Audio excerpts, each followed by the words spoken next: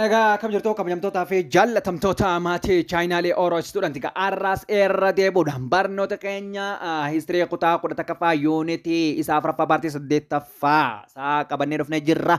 Hanga xumura sagantaatti nu faana bu'aan afeerraa keenya gamanumaan gaa viidiyoo laayik sheer gochuu hin dagatinaa isiniin jecha ammoo arraan tana wanni ilaallu waan ajaa'ibaati waan bareedaa fi waan gartee qormaata kamiyyuu irraan hafne jechuudha. Inni kun zarrinaayisansis kan jiru zarrinaayisansis kan jiru kana waliin laallaa jechuudha. Zarrinaayisansiin maal akka ta'e jechuudha. Kanaaf gartee video kiyya like naaf godhaadha jechuudha. Waniin isinitti haadaraa isin daammadhu jechuudha.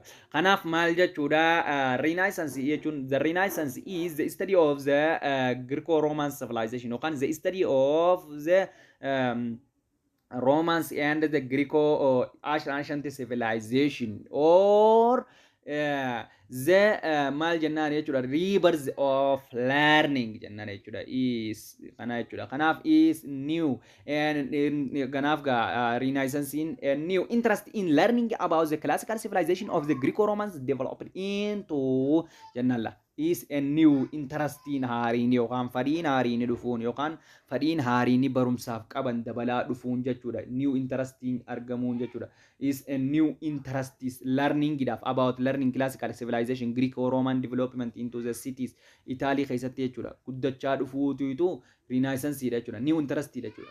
Kanaaf this is lead to the period of the great intellectual yeroonii fi hayyoonni gurguddoon lafaa ka'an artistoonni gurguddoon akkasumatti gartee is creatively known as the renaissance jennaan jechuudha. Meaning isa rebirth of classical culture jechuun ni dandeenya jechuudha. Yookaan rebirth of learning jechuun ni dandeenya jechuudha. Renaissance is often is considered as one of the great turning point of the historical Western civilization. The one of the great pointing garte jalqaba starti jalqaba history warra civilization sarraa eegalee jechuudha. Renaissance irraa eegalee jechuudha. Kanaaf the Renaissance is began to Italy jalqabde. Renaissance jalqaba biyyi isiin itti jalqabde Italy dha. Maaliif Italy jalqabde waan joosni ilaallaa jechuudha. Kanaaf Italy jalqabde. Part of because of the strategic locations of the Mediterranean. Fakkeenyaaf gartee argamni isiidhaa naannoo gartee daldalaa fi mijjooytu taate waan taatee fi jechuudha qabeenya akka qabaattu isii taasisa. As the trades between the Asians akkasumatti gartee daldalli Eeshiyaadhaa fi Awurooppaa jidduutis kan dabale yoo ta'u sitiin tun magaalaan Itaaliidhaa tun Italy is emerged as the centers of the banking ammas iddoo baankiin jidduu fi commercial iddoo daldalaatii fi handcrafts iddoo namoonni harka waa kalaqan jiranii fi giyoons and the fiisaa waan jennuunii fi akkasumatti gartee kan jedhudha. Giyoon bika jennuun iddoon jennuunii fi fiisaa fi akkasumatti Venetians bika jennuun magaalota isaan sadeen kun become the important centers of Mediterranean trade gartee iddoo jalqabaa barbaachistuu daldala Mediterraneanii turan. Is as home of the Popin gartee iddoo ammas jiraatu Rooma keessatti collected the revenue gartee galii adda addaa walitti qabata. Through the European irraa galii adda addaa Poppy walitti qabachuunsaa. The city state is a Milan bika jennuun akkasumatti Florence faan akkasumatti Siina bika jennuun grew to the wealthy tujjaara ta'uun isaanii from the baankii irraa jechuudha. Akkasumatti farming qonnaan beekamtu making goods barbaachistuu waan taateef Italy's state is also the flourished becomes a single rule jechuudha. Iddoo qeenxee taatee kophaasitti bulchu. France had united Peninsula and the crushed their independence isii gartee tan labsattee jirtudha jechuudha. Gartee tanaaf gartee Itaaliin gartee iddoo daldalaa fi iddoo cimtuu fi iddoo qabeenya qabdu waan taateef bikkuma qabeenya qabutti gartee wanni qoratamuu fi wanni godhamu hundinuu baay'eedha. Sila qabeenya qabaachuu baatte deeggarsa qaban isaan sunis hayyoonni sunis jechuudha. Kanaaf gartee deeggarsa kanarraa kan ka'e Renaissance jechuun kitaaba dur qorachuu eegalan seenaa haa ta'u kaalcharii haa ta'u amantaa haa ta'u jechuudha. Kanaaf the Renaissance is emerges in Italy keessatti argamte. Also become Italy was maal waan taateef centers of the civilization waan taateef jechuudha. Greco-Roman civilization yookaan classical civilization kan jennuun qaroominii fi yookaan barreeffamni adda addaa kan yeroo jalqabaa barreeffamaa ture sun eessa jira achi jira jechuudha. Warra durirra isa san dubbisuudhaaf gartee achitti jalqabde. Kanaaf gartee where akkasumatti iddoo maalisiin iddoo gartee embraced by the remains of ancient civilization iddoo qaroominni warra jalqabaa yookaan warra durii itti hafeedhaa fi achievementiin adda addaa yookaan kiristaanotiin dura kan jirudha artistaans yookaan tinkaroota warreen waa hedduu yaadan akkasumatti like ancient Greekii fi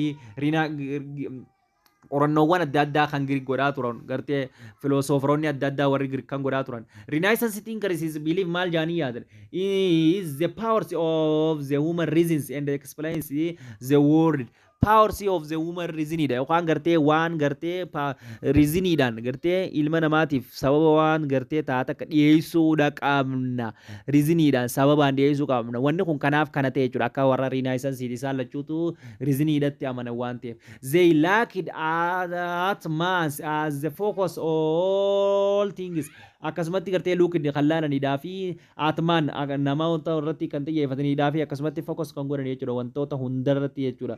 Humanists is placed the great emphasis gartee humanistiin baay'ee emphasis gartee xiyyeeffannaa guddaa kan godhaa turan dignities yookaan gartee akkasumatti gartee maaliif jechuudha warreen kabaja qabaniif akkasumatti worthiidhaa fi akkasumatti uniqueness of person irratti gartee kan gumaacha guddaa godhaa turan jechuudha. Humanistiin gartee Christian humanistii and the Renaissance humanist jaanii bikka lamatti ba'an. Christian humanistii warreen jennu warreen Bible study godhanii rakkoo gartee jiru furanii jechuudha. Sababa kana ta'eef kana ta'e kanaafuu Bible qorachuun gartee kana jaanii lafa kaanii Bible qoratanii rakkoo furan. Akkasumatti gartee warri kun ammoo gartee ancient civilization fi qarooma dur yookaan gartee Greeko classical civilization classical literature adda addaa dubbisuudhaan gartee rakkoo namaa furan. Isaan sanis gartee hayyoota isaaniittis gartee ilaallaa jechuudha.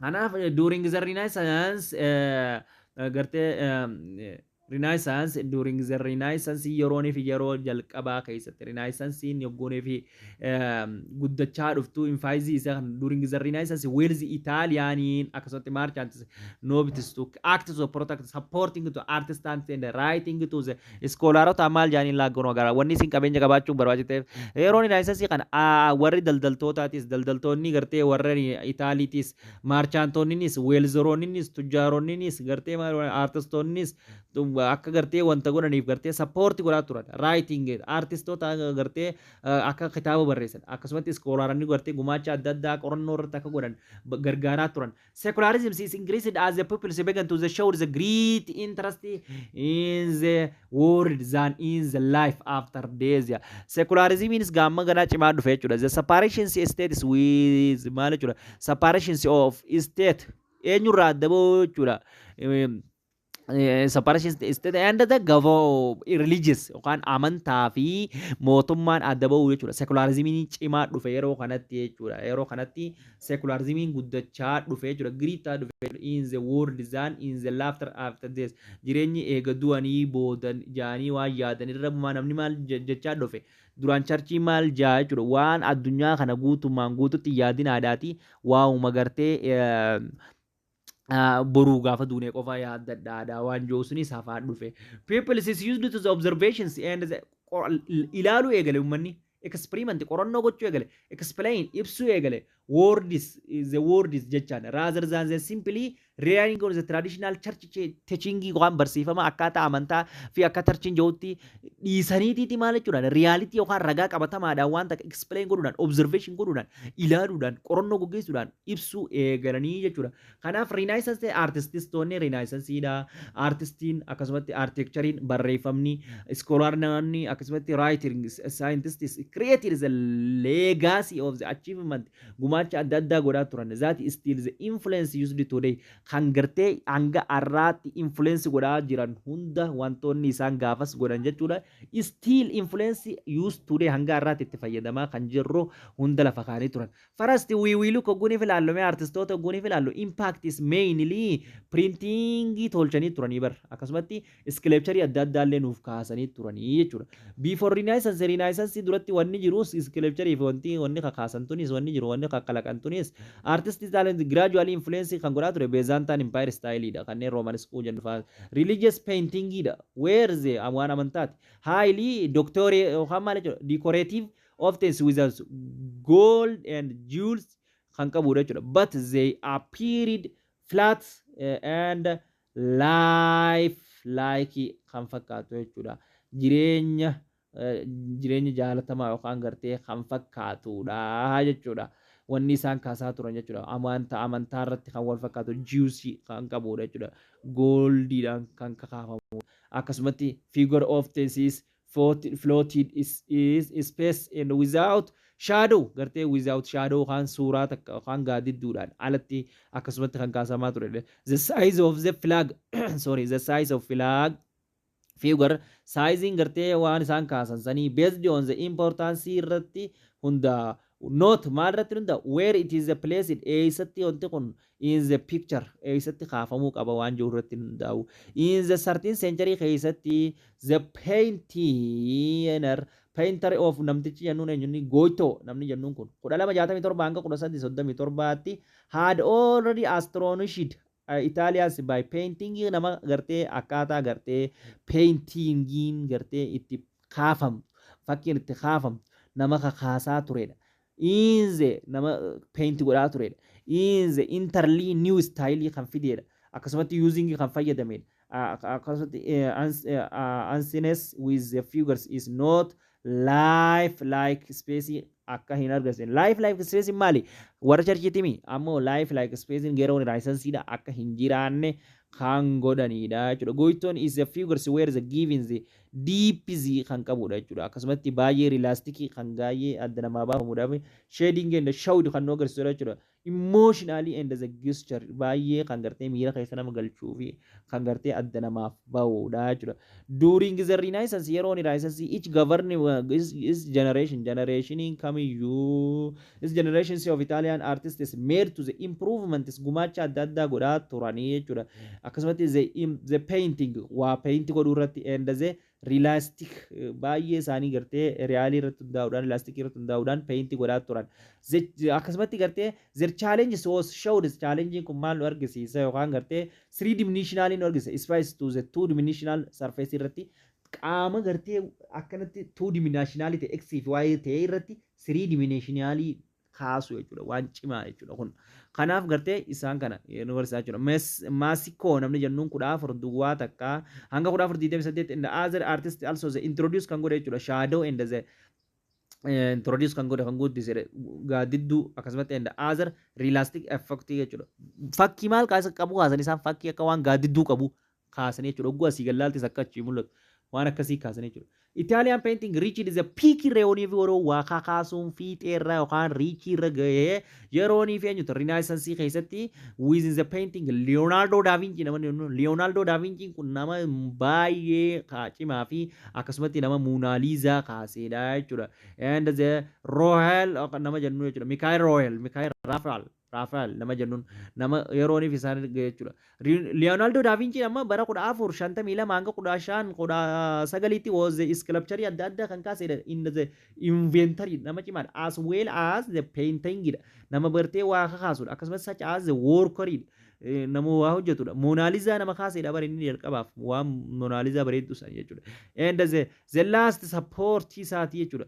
Akkasumatti gartee Da Vinci maal isa jedhu discovered how to use shadow akkamitti shadow kaasuu dandeenya gaadidduu how to use shadow akkamitti gaadidduu fayyadamta laala waan gaadidduu qaba fakkii gaadidduu qabdu jechuudha. And the blue lead line akkamitti fayyadamta and the especially akkasumatti addatti wanni inni laalemmaas maali eyes and the mouth afaaniif kana akkamitti itti kaafna makes to the subject and appear to the incredibly life like wanta gartee akka gartee jireenya lubbuu qabuutti kaasuudha kaasee jechuudha. Da Vinci also he also had one of the best scientists cimaa fi minds of his time yeroo sanitti kan yaadatamudha. That is the discovery dissected human corpus in order to understand human anatomy gartee ilma namaa anatomy ilma namaa nama jalqabaatiif yeroo jalqabaatiif hubate keessaa inni nama tokkodha jechuudha. He is a notebook kitaaba isaa irratti kan barreesse akkasumatti including to the design kan godhee lafa kaa'edha for the yookaan gartee pratchett and the matching ganii yookaan gartee qawween akkamitti akka dhaawamtu gartee ozoonii fi gartee qawween hin tolfamin dura barreessee lafa kaaya akkanatti kana woo godhan akkana inni dhaamti jee sanirra dhaabbateetuma jarree har'a tolchee abbaa sanii nama lafa kaayeedha jechuudha akkasumatti Mikaayil Angeeloo namni jennuun 1475 hanga 17 nama cimaadha kunis 64tti was Florentine artistidha inni kunis he is the major sculpture baay'ee nama waaqa kaasuudha such as David Moses nama Daawidii fi Muusaa kaaseedha jechuudha and the Peit akkasumatti Peita nama kaaseedha jechuudha akkasumatti where the Israelites and the realistic just like of the painting of the time yeroo sanii keessaa namni cimaan isa kanaa jechuudha Ronaldo da Vinci fi Mikaayil eenyutu jechuudha Raafael nama jennuun jechuudha each sculpture was carved from single slab of marble irratti kaasuun ni danda'ama sculpture isaanii kana kan covered kan cover godhan from isarratti slab irra kan gartee mal single slabidhaa fi marble irratti illee kaasan his gained to mural painting adda addaa akkasumatti Bible scan on the killing of the saint irratti yookaan gartee mana amantaa irratti hulaa maskootaa irratti Bible kaasanii jiranii kaif yookaan gartee chapels in Roman is considering one of the great workers of artists all of times gartee gumaacha yookaan Rooma keessatti godhan keessaa kan guddaa ta'edha jechuudha inni kunis kanaaf Mikaayil yookaan gartee Mikaayil Angeeloons yookaan gartee sculpture nama godhe jechuudha akkasumas painting nama kakaasedha equality yookaan equal to the glorified of the human form yookaan gartee ilma namaa addatti adda baasee kan glorify godhee kaaseedha jechuudha innis jechuudha peeyintaroota akka ta'an irraanfachuu hin qabdanii jechuudha walumaa galatti waa'ee isaanii irraa wanni isin hubattan jechuudha kana Renaissance architecture yookaan Renaissance architecture irra ogguun if dhufne amma studies architectureonni maal jechuudha study ni qortan the runs of the building from the ancient Romans developing to Renaissance style kana kan jijjiiranidha maal Romanesque ufa jijjiiruu yaani beeku jechuudha Romanesque jijjiiruu yaani jechuudha kanaaf the abundant the painting arches and the arching yookaan gartee abundant gaa ture jechuudha the painted kaafamni isaanii archiin isaanii jechuudha and the ornamentations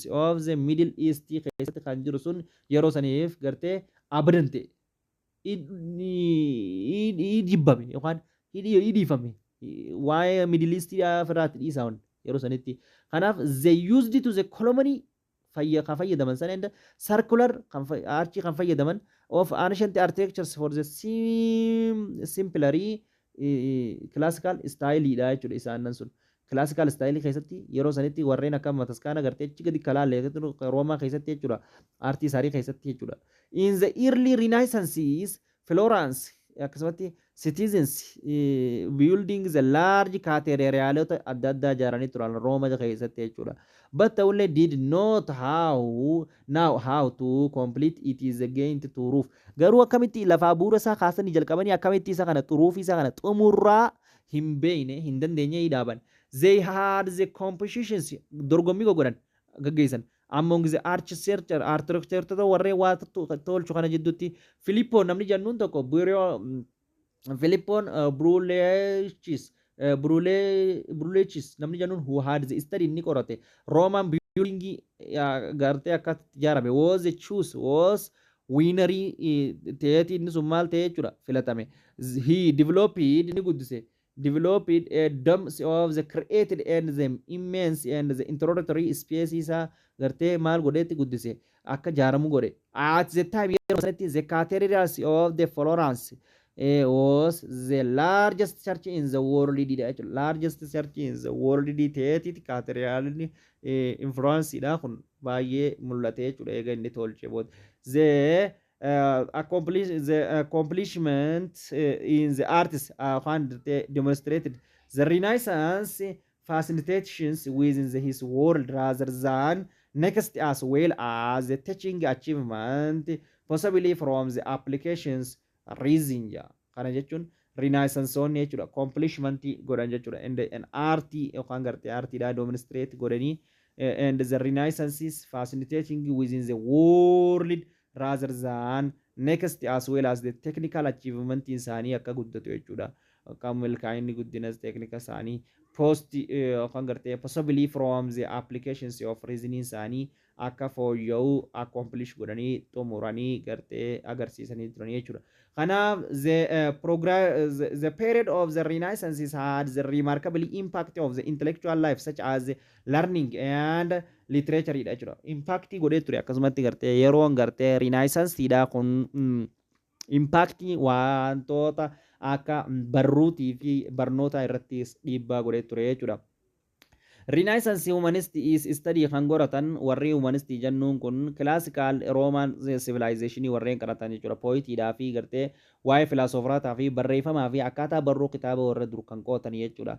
Akkasumatti Italians scholars Patrick namni jennuunii fi akkasumatti father Patrick namni jennuun Itaalittii fi akkasumatti father of humanist jennee isa kana yaamnaa jechuudha. Collected nama walitti qabeedha. Study nama qorateedha jechuudha. Aana shanti taakstii wantoota dur barreeffamee dabran jechuudha. Kitaabota adda addaa walitti qabee. New methods of the criticized nama agartee qeeqedha. Taxi and lead to some of like Erasmus namni jennuun kun nama maali? Christian humanistiidha. To the equations the church nama gartee church irratti baay'ee gurraacha kaasaa ture jechuudha. Erasmus fi akkasumatti eenyu jira jechuudha. Erasmus nama jennuu fi akkasumatti Mooree jira yookaan gartee nama ticha Mooree jennuun jira jechuudha. Thomas Mooree nama jennuun isaan sun Christian humanistiidha jechuudha. Patrichii fi amma Baakerii amma wanti Patrichii fi Baakerii namni jennuun jira. Old textbook irra jira. Isaan sun maal jechuun humanistiidha jechuudha. Warri kunis Bible qoratee warreen akka gartee eenyu jechuudha Erasmus jechuudha charchii irratti gartee questionii kaasaa ture jechuudha. Bibiliin akkana jaayisi maaliif akkana gootan jee Bible qoratee jechuudha. As a Renaissance authorities wrote akkasumatti warri biraatis ni barreessan in the scriptures non-religious subject warreen ta'anii jechuudha kun. Renaissance writers is described kan ibsedha jechuudha. The dignity of the money akkasumatti gartee celebrated yookaan gartee the pleasure akkamitti akka kannamu jechuudha. Celebration akkamitti akka kannamu. The senses of the yookaan gartee instructed nobles in how to behave at the price and the court akkamitti gartee akkamitti akka how to behave akkam ta'uu qabu gartee pricing yookaan gartee princein courtidha yookaan mana mootiidha akkamitti akka ta'uu qabu kan lafa kaanidha jechuudha. Many writers barreessitoonni hedduun like Baakerii Afaanii fudhanne moroot kan barreessedha. Inze yookaan gartee maalirra barreesse jechuudha. Vernacular irra barreesse jechuudha. Local languages idhaan kan barreesse. Innis namu afaan fiitiin barreesse. In study of the Latin. Latin bakka buuseetuma afaanuma fiitiin namu barreessaa jechuudha. Renaissance spreads Renaissance ni babal'atan. Writing such as maal jechuudha. Rebels in France bakka jennuunitti gartee baay'een isaanii babal'atanii qorannoo gaggeessuu agarsiisan. William Shakespeare nama jennuun jira ammaas English keessa. It and the Cervantes in the Spain is completed work in the own native language jedhan. Innis maaliin barreesse afaanuma mataa isaanii afaanuma biyya isaaniitiin kan barreessedha jechuudha. Renaissance spirit of inquiry also lead to improve discovery in the saayinsii adda addaa irratti gartee Renaissanceonni gartee barbaachisummaa guddaadha qaban. The church is taught church inni dubbataa jechuudha. That the earth was the centers of the universe. Lafti gartee walakkaadha university yookaan gartee lafti centeriidha jee dubbata. Nicholas Copernicus garuu bara 1473 hanga 1453tti maal jeen jechuudha. Polish scientists took to the carefully the measurements that lead to him to conclude that the earth orbit the sun. Kanafu maal earth is not the center of the earth is not of the center of sarki wantaati miti university miti eenyutu malee aduudhaatu itu centeriidha lafti itti gaara gaggaltii jeetiiti lafa kaa'ee jechuudha saayinsiinis guddate Galileo Galileen 1564 hanga 1642 is a famous of the Italian scientist kan ta'e laid to the foundation lafa kaa'ee jechuudha modern physics namni lafa kaa'e Galileoodha jechuudha bara sanitti his observations with one of the first telescope strengthened is himself and the akkasumatti comprise of the theory isa namni lafa kaa'ee jechuudha belief of the compare cause Copernicus theory namni dhugoomsee akkasumatti teleeskooppii hojjetee jechuudha. Galiileen Copernicus wanta kana idea Copernicus kana nama akka mul'atu godhee jechuudha. Meeshaa gartee teleeskooppii qilleensa hawaa keessatti yookaan yuunivarsiitii keessatti wanta adda baafannu tolchee jechuudha pilaanetotaan. Kanaaf Johann Gutenberg namni jennu developed painting pressii nama barreesse nama gartee wanta printing waraqaa godhu kana gartee akka inni cimu taasisedha jechuudha tolfamu which is involved with the types of the Germanic around bara 1450 jechuudha. Gutenberg is created new method individual lattery of the metal which is where they held together in the farmitti akka cimaatu namni dhuunfaa hundi taasisee ture. The inventions of the movable types yookaan gartee invention yookaan sochii yookaan weerarri movable type waan socho'aa kun along with the use of the especially pressing gartee in the oil based in the like akkam akka ta'u godhe jechuudha. Especially wanta akka hojjetu press and oil based in like allow to mass of productions of the printing book for the first time yeroo jalqabaatiif zeeta wanta fayyadamuudhaan gartee printingiin gartee akka gartee waraqaa ciccirree fi gartee akkatti fayyadamaniif kan godheedha jechuudha. Eenyunni namtichi John Gutenberg jennuun kun jechuudha. Kanaaf the encourage nama jajjabeessee the spirit of the idea tokko kan jajjabeessedha jechuudha. Idea mataa isaa kan jajjabeessedha qaba jechuudha. Idea kana kan jajjabeessedha encourage kan godhedha. More people also they began to learn into read ummanni baay'eenis baay'ee barachuu fi akkasumatti gartee irraa dubbisuu jalqabanii jechuudha. Inni kun kaka'umsa gartee reformation fidaa jira jechuudha. Kanaaf printingii kaasuun taasuun wanta kana godhuun sun ummanni akka dammaqu kan if godhuudha jechuudha. Kanaaf the Renaissance also had the far reach gartee far reachidha qabdi yookaan gartee guddina fagoo kan wantoota bu'aa dheeraa ta'e jechuudha kan fuula duraas itti fufuu ta'u qabdi Renaissancein. Kanaaf far reachidha jechuudha. Kanaaf far reachiin akkasitti kan itti fagoo ta'e san qabaachuu isiiti jechuudha.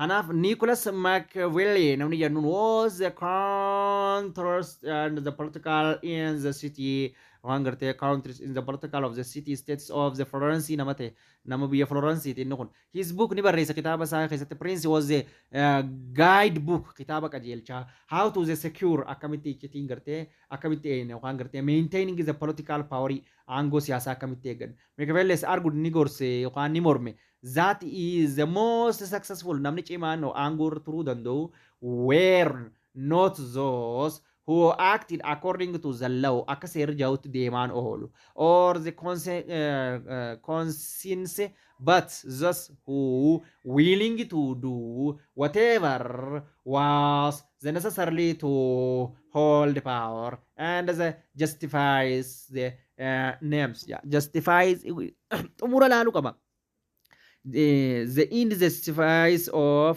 the means umurri kam ta'a yookaan gartee aangoon xiyya akkamitti umure whatever to the necessarily to hold the power waan aangoo isaa qabatee cimsuuf isa barbaachisaa qofa laaluu qaba nama jeesuu taates gartee akka fedhe godhee gartee milkaa'inni boodarraa yoo ni dhufa tahee wanta san laaluu qaba justification indirri ni dhufa yoo niif ta'ee jee laaluu qaba jechuudhaan waa'ee idea how to the government strength mootummaan akkamitti cima kan jiru kan barreessedha jechuudha. Kanaaf the wealthy of the Italian state is the weakening of the church and the reasoning of the writing like of the Machiavelli contributed to the Renaissance is concept is of reasons of state malja the wealthy of Italian jechuudha Italian wealthy of Italy bitoni qabenya qaban kan Italyidha city statein the weakening dadhabsiisan of the church dadhabsiisan and the reasoning sababa maalirraa kan ka'e jechuudha writing of the like of the Machiavelli irraa kan ka'e contribute to the Renaissance gumaacha guddaa kan Renaissance keessa godhee jechuudha conceptiin isaa kun state irratti jechuudha mootummaa irratti ruling to justified gartee bulchuu qaba mootummaan haqaa jechuudha taking to whatever measurement they needed to wantoota isa barbaachisaa hunda godhee jechuudha and strength cimeenya isaatiif jechuudha status to the order to the survive waan tajaajila isaatiif akka inni turuuf isa fayyadu qofa irratti hundaa'ee jechuudha the collected walitti qabachuu qaba taxi walitti qabachuu qaba raised armies waraana walitti qabachuu cimseeffachuu qaba often the hearing to the provisional national solidarity qabaachuu qaba. Kanaaf waraana cimaa qabaachuu qaba. They also akkasumatti exchanges ambassadoroota jijjiiruu qaba. Creating the modern diplomatic yookaan adeemsa tolooltu yookaan nageenyaatiin diplomaasiidhaan maal uumuu qaba, kontaaktii uumuu qaba, ruling to large states biyya bal'aa bulchuu qaba, like France soon as combined so those practiced yeroo gabaabatti wanni kun akka Faransaay keessatti argamu kan taasisedha jechuudha gumaachisaa kun. Kanaaf no less was the contributions that is the periods and the economic life gartee wanni isaan economy irra godhanis waan xiqqaa miti jechuudha yeroo sanitti guddaadha. People is strove to is improve godhanii turan the material condition meeshaawwan gartee materiaalota yookaan conditionii gartee materiaalota haala adda addaa while the wealthy kan gartee accumulated qabeenya walitti qabatan luxurious goodii adda addaa this economy irratti jechuudha encourage to the increase godhee ture daldala daldabeessee ture meeshaan kun gartee luxurious goodii meeshaawwan faayaa kun greater variations gartee haala guddaadhaan akka gaariitti jechuudha variety adda addaa haala adda adda ta'een produce kan oomishamu jechuudha especially clothing fan fooding fan wayning fan akkasumatti kan gartee farnishingiin akka uumamu kan taasisedha jechuudha economiin guddachuu guddaa godhee jechuudha growth of the city magaalonnis akka guddatan kan taasifamanidha jechuudha haala yeroo kanaa keessatti jechuudha. Kanaaf paartii keenya kan har'aa immoo asuma irratti laabdaa kan itti aanutti hanga waliin deemnu taankii isiniin jaalladha bartoota kiyya yaada keessanis koomentii jalatti naaf kaadha wanta kana gartee as keessatti idea of renaissance wan jooniif kan ulfaatu ta'e nootii gabaabaadhaniin keessaa isinii fuudha as deebi'e ammoo ammas isinis aayidiyaan isin qabachuu baatan rinaayisansii maali achi keessatti hayyoota kana hunda akkasitti gartee maqaa isaaniitiif hojii isaaniitiin gartee qabannee akkasitti seef goona jechuudhaan osoo if hin cinqine tumaan laaftintiidhaan gartee gumaacha guddaa warreen godhan achi keessa abaluu irra maal godhe ammoo aayidiyaan isaanii sun influensiin inni fide maali ilaali isin wanni caalaan rinaayisansiin dhiibbaan inni fide maali what is the consequence qabachuu qabdan akkasumatti wanni kun maali rinaayisansii maali akkasumatti wanni rinaayisansii kaase maali akkasumatti consequence isaa maali akkasumatti gartee bu'aa isaa jettanii ilaaluu qabdan jechuudha. Thank you isiniin jaalladha wajjin jirra yaada keessanis naa barreessan isiniin jaa sagantaatti aanu immoo reformationii waliin laallaa jechuudha.